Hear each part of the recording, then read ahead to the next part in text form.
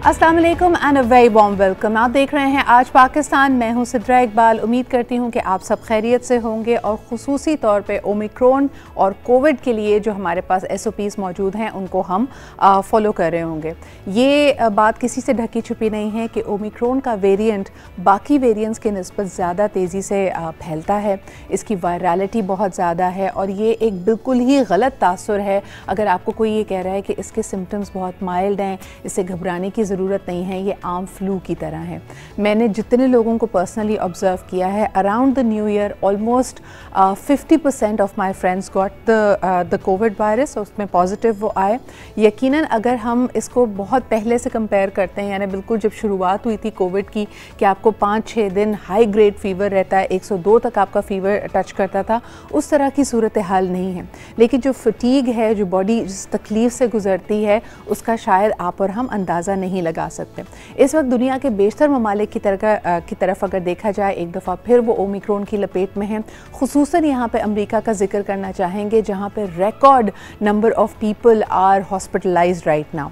इसके अलावा अगर भारत की भी बात करें, वहाँ पे ऑलरेडी जो लॉकडाउन जैसी सिचुएशन का इतलाक़ किया जा चुका है। बॉम्बे की अगर बात करें, वहाँ पे जुहू बीच बंद हो चुका है। दिल्ली में भी पब्लिक गैदरिंग्स के ऊपर मुकम्मल पाबंदी लगाई गई है। इसके अलावा आपको बताते चलें, अगर आप UK की न्यूज़ को फॉलो कर रहे हैं तो एक बड़ी इंटरेस्टिंग चीज़ ये हुई है कि जिस वक्त UK में सख्त तरीन लॉकडाउन लगा हुआ था, पता ये चला है कि 10 डाउनिंग स्ट्रीट यानी the prime minister of UK उन्होंने 100 लोगों की तकरीबन एक गार्डन पार्टी की, जिसके इनवाइट्स उनके ऑफिस की तरफ से भेजे गए और उसमें बाकायदा कहा जा रहा था कि जी अच्छा होगा अगर हम साथ मिलकर बात करते हैं।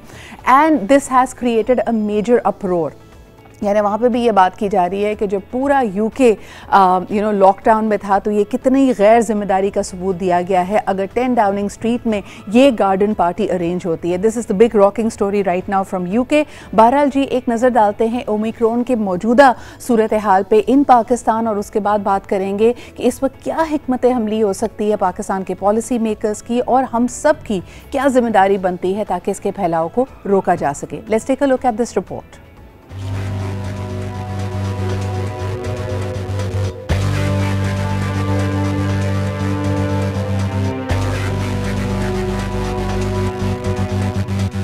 कोरोना वायरस कुछ वक्फे के बाद दोबारा जोर दिखा रहा है।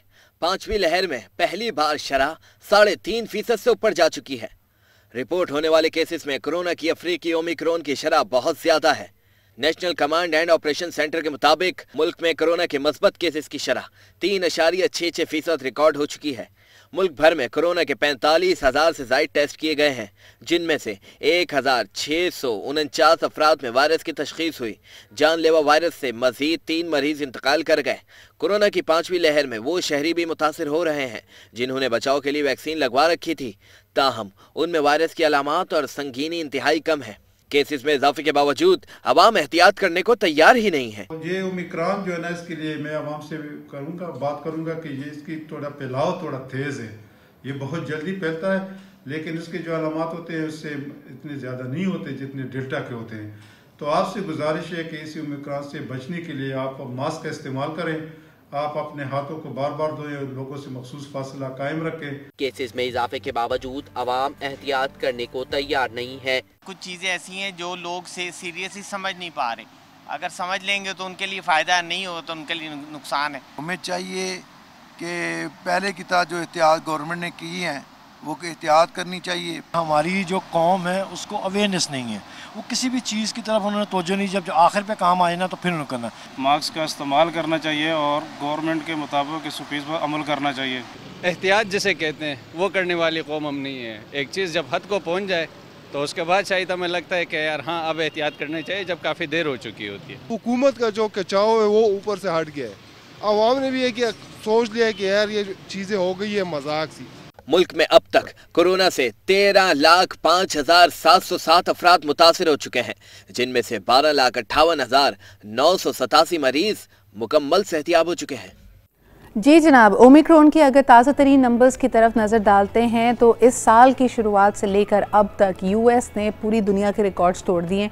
ट्रिपल हो गया जी इनके यहाँ कोरोना की पॉजिटिविटी के नंबर्स, और इस वक्त कहा जा रहा है कि तकरीबन 11 लाख लोग यौमिया इस मर्ज़ में मुब्तला हो रहे हैं और उनकी हॉस्पिटलाइजेशन है इस वक्त। इसके अलावा आपको बताते चलें कि सिर्फ एक दिन के अंदर 2 लाख के करीब कोविड पॉजिटिव हुए हैं in India. I am sorry, मेरा टॉक बैक बहुत ज़्यादा फीडबैक दे रहा है मुझे, so I am gonna take it of.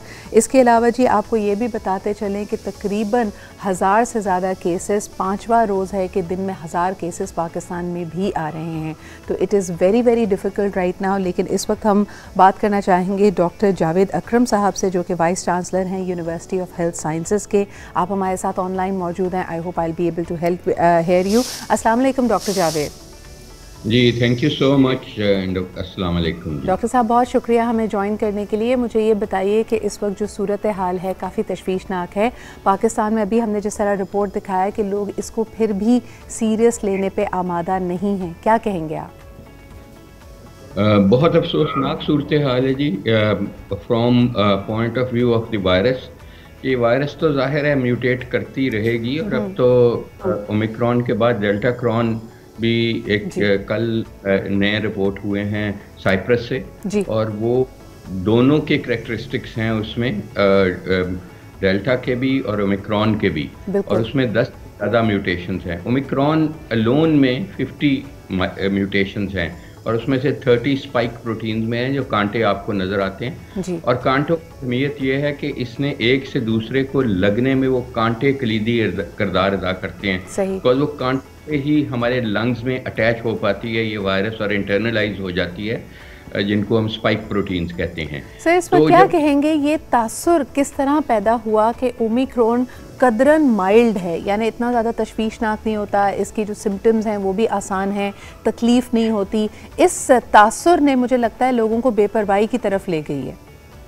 देखें इसके 2 पार्ट्स हैं। एक तो पार्ट ये है कि इसका जो एक इंसान से दूसरे को लगने की अहलियत डेल्टा के बाद, डेल्टा में भी बढ़ी थी लेकिन इसमें 10 फोल्ड्स बढ़ गई है, 10 गुना बढ़ गई है। ये तो साइंटिफिक फैक्ट है। यस ये मैं अग्री करता हूँ किसी तक कि इसकी विरुलेंस उतनी नहीं है। विरुलेंस मीन्स कि इसकी अहलियत आपके फेफड़े को डैमेज करने की, आपके बाकी ऑर्गन्स को डैमेज करने की, या आपको किल करने की मोर्टेलिटी इसकी उस कदर नहीं है पर 100 पीपल अफेक्टेड। उस एक वजह यह है कि आपके कुछ ना कुछ लोग वैक्सीनेटेड हैं। कई ममालिक में 90% पॉपुलेशन वैक्सीनेटेड है। वैक्सीनेटेड लोग में यूजुअली ये माइल्ड टू मॉडरेट डिजीज़ करती है। उसकी वजह यह है कि जो वैक्सीन हैं, ख़ासकर मैसेंजर RNA वैक्सीन हैं, उनमें देखें अब असल चीज़ समझने वाली है कि जो मैं आपको कहा कि इसकी ज़्यादातर म्यूटेशन स्पाइक प्रोटीन्स पे हैं, तो हमारी वैक्सीन भी वहीं काम करती हैं स्पाइक प्रोटीन पे। डॉक्टर साहब एक सवाल आपसे करना चाहेंगे, मुझे ये बताइएगा कि अगर मैं डेल्टा क्रॉन का आपने यहाँ पे जिक्र किया, क्या ये ओमिक्रॉन से भी ज़्यादा माइल्ड होगा डेल्टा क्रॉन?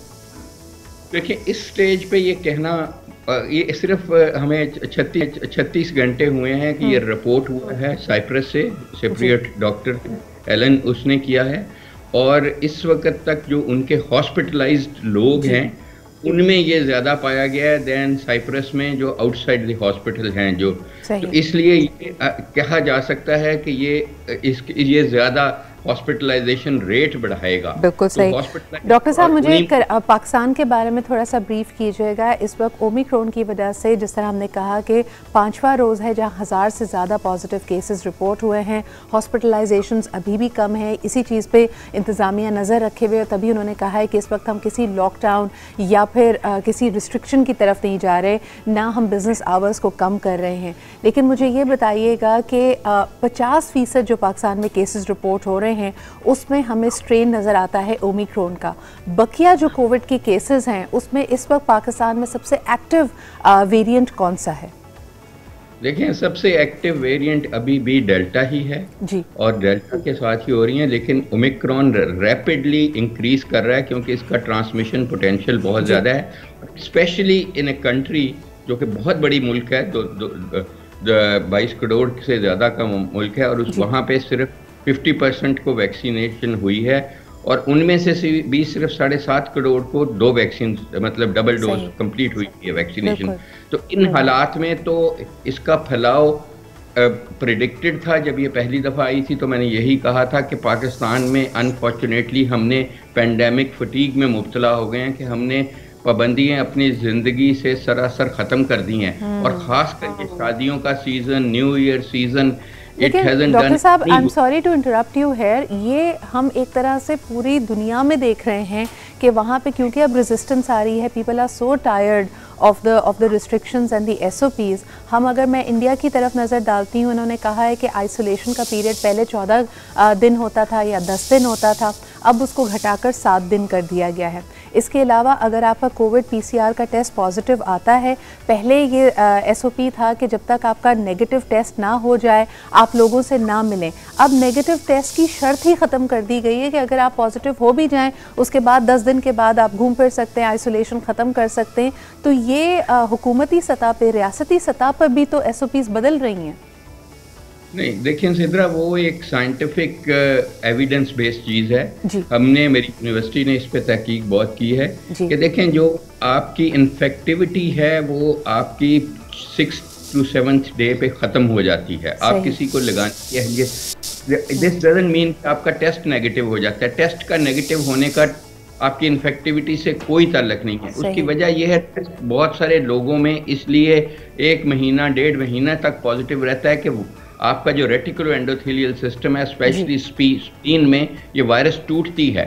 जब टूटती है तो फ्रेगमेंट्स में चली जाती है। वो फ्रेगमेंट हमारा PCR पिक करता रहता है। PCR बहुत सेंसिटिव टेस्ट है, वो इसको पिक कर लेता है। तो डॉक्टर साहब, बल्कि आपके तवज्जुह से ये बात भी लोगों को बताना चाहूँ कि जो लोग रैपिड एंटीजन टेस्ट कराते हैं वो हमेशा इस कंफ्यूजन में मुब्तला रहते हैं कि हमारा पहले टेस्ट नेगेटिव आया, फिर थोड़े दिनों के बाद कराया, या PCR करवाया तो उसमें पॉजिटिव आया, और शायद इसकी वजह यही है PCR की एक्यूरेसी ज़्यादा है। Sir, is it safe to say that?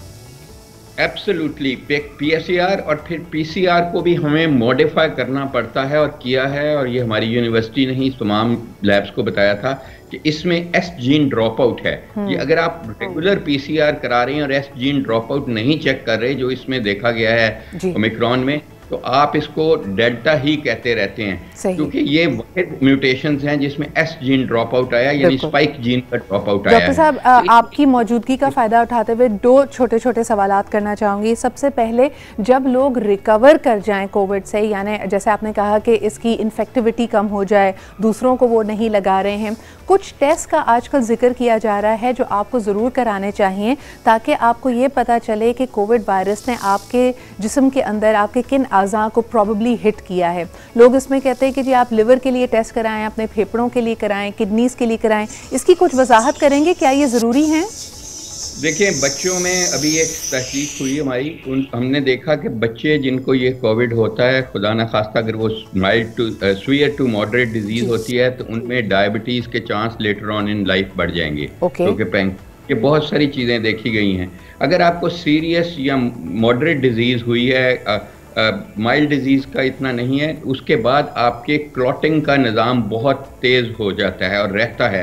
आपको खतरा होता है कि आपको फालिज न हो जाए, कहीं ब्लड क्लॉट ना बन जाए, या आपको हार्ट अटैक ना हो जाए, या कहीं आपके क्लॉट ना चला जाए। इसलिए क्लॉटिंग मैकेनिज्म को हम तो ये रिकमेंड करते हैं कि टेस्ट कराएं या ना कराएं, आप एस्प्रिन ज़रूर लेते रहें, कम से कम 6 माह। उसके बाद, क्योंकि ये एंटी प्लेटलेट बहुत इम्पॉर्टेंट एंटी प्लेटलेट है, स्ट्रॉन्ग एंटी प्लेटलेट है और बहुत सस्ती है। अगर आप हाई रिस्क हैं, डायबिटिक हैं, हाइपरटेंसिव हैं, या आपको हार्ट अटैक पहले हो चुका है फालिज, तो आप ओरल एंटी कोएगुलेशन कम से कम 3 से 6 माह लेते रहेंगे मुआलिज के अंडर सुपरविजन। लिवर वगैरह का टेस्ट इतना ज़रूरी नहीं है। सबसे अहमियत की हामिल है आपका जो क्लॉटिंग का मैकेनिज्म, ये दरम बरम किए रखती है। देखिए, हमें सिर्फ अभी तक 2019 दिसंबर से केसेस का पता है कि अभी तक ये इफेक्ट्स हैं। But very important information relayed by you doctor Javed साहब, आपने जो यहाँ पे बात की है कि अगर आपको सिवियर किस्म का कोविड होता है तो फिर आगे जाकर आपके पैंक्रियास, आपके लबलबे में तकलीफ आ सकती हैं, कॉम्प्लिकेशंस आ सकती हैं और आप डायबिटिक हो सकते हैं। खुसूसन ये बच्चों में और कम उम्र लोगों में भी देखा गया है। इसके अलावा कतई नज़र इसके कि आपकी उम्र क्या है, अगर आपको सिवियर या मॉडरेट लेवल का कोविड होता है उसके बाद आप 6 6 महीने तक एटलीस्ट ऐसी दवा लेते रहें, एस्पिरिन लेते रहें, जिसमें क्लॉटिंग को आप अवॉइड कर सकें और आपका खून पतला रहे। Very important information. बहुत शुक्रिया हमारे साथ मौजूद रहने के लिए। अल्लाह ताला सबको अपने हिफ्ज़-ओ अमान में रखे। These are all the complications that can come out of covid, लेकिन अहम है कि आप SOPs को फॉलो करें और इसको अवॉइड करने की कोशिश करें। इसी के साथ हम लेते एक छोटा सा break. We'll be right back.